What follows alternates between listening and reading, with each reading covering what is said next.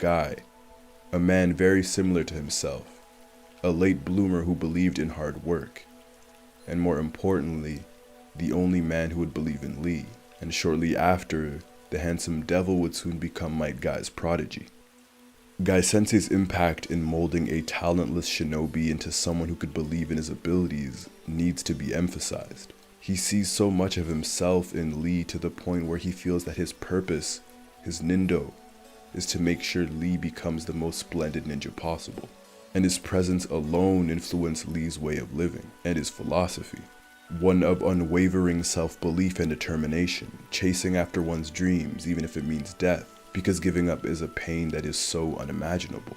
For the two of them, giving up is worse than death. Most of all, it is a philosophy that asks them to uphold their promises no matter the cost. Guy Sensei and Lee have a bond unlike any other in the Naruto universe, and at every roadblock, Guy was there to keep his student going. Lee trained his body to become one of the Leaf's greatest taijutsu-based fighters. Lee was faster than the two Tomoe Sharingan of Sasuke, easily dispatching him in their short fight, and even more impressive was that Lee was faster than Gaara's absolute defense. All of this was to fulfill Lee's own goal, his nindo, which was to prove that even without ninjutsu or genjutsu, he could become a splendid ninja.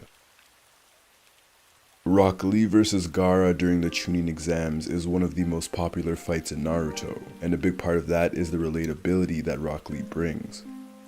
We've all felt inadequate or untalented at something, and in the Naruto world, Lee is the closest thing to the audience's proxy. And when Gaara fights Lee, it's a clash of two polar opposed people and lifestyles. At this point, 48 episodes into Naruto, we aren't shown the hours that Gaara put into mastering his absolute defense, or the amount of times he's failed or looked weak in front of his peers, the times that he's cried, feeling that he wouldn't ever reach his goal, because that never happened to Gaara. But we have seen Lee's dedication time and time again. Gaara was perfect, and he was terrifying. He wasn't the happy, energetic Lee. He was a cold-blooded, bloodthirsty killer. A kid who's never even been touched. In this fight, the talent went against the hard work, and Rock Lee represents the outcome of hard work and determination at different stages during this fight. When he takes off his ankle weights and shows off his speed, penetrating Gaara's perfect defense, that's the fruits of his labor paying off. When he enters the first gate and the second, and finally the fifth, when Rock Lee is sacrificing his future to win this fight, that is what determination is. That's chasing after your dreams. It was a classic underdog fight, up until it wasn't.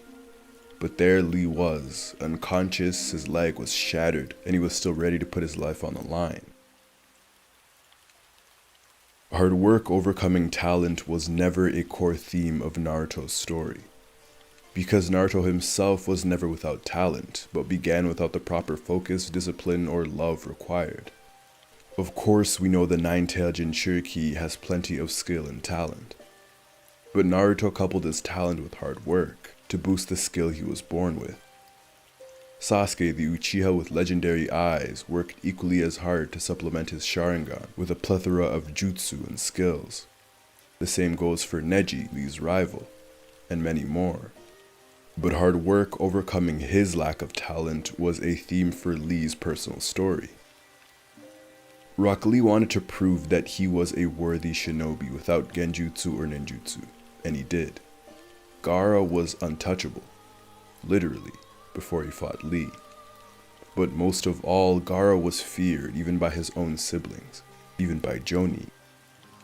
And when Lee was called to fight him, there wasn't any fear.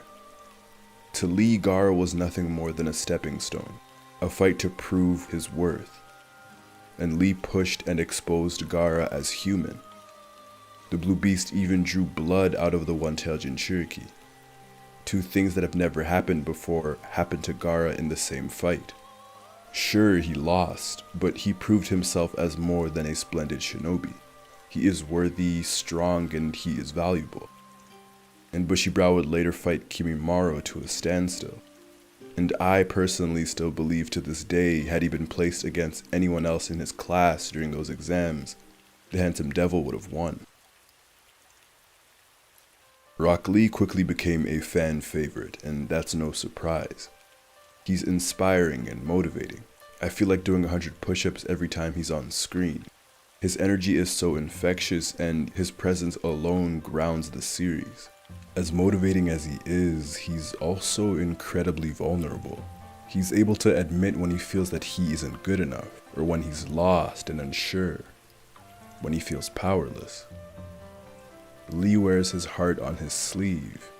When Lee is bawling over the fact that he feels weak, it's such a moving scene because the pain of not feeling good enough and even feeling that you'll never be good enough can be devastating. The fact that Lee is able to be vulnerable and to feel all of these things, to verbalize all of these things, and to still have courage, for me, is the reason he's inspiring. Lee doesn't come from a legendary family or have a genetic advantage.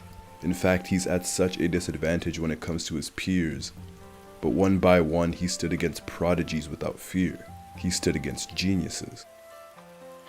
Simply sharing the battlefield with a Jinchuriki, an Uchiha, or a Hyuga is a success in itself.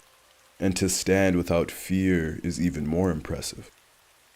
Lee's story and his character represented in one scene is him standing up to fight when he was unconscious and his body was broken, against the most dangerous genin in his class. He's willing to die for what he values. That's the level of determination that he has, and that's how badly he's willing to fight for his dreams. Lee's arc proves that hard work doesn't always beat talent, but that hard work in itself is a success, because of the simple fact that hard work teaches one how to be resilient. It teaches patience. It teaches how to never give up, and how to adapt to failure and loss. And these are all the lessons that Lee has taken from working hard, and has shaped who he is. The reality is that Lee became a splendid ninja the second he was able to touch Gaara. And to become a genius of hard work, that is something that no one else in the Naruto universe can take from him. He's the only one. He's one of one. Rock Lee worked harder than anyone, and in his own personal journey of self-worth, he won. He upheld his promise. Rock Lee wanted to prove to himself that he could become a splendid ninja, and instead he became great. That is the power of youth.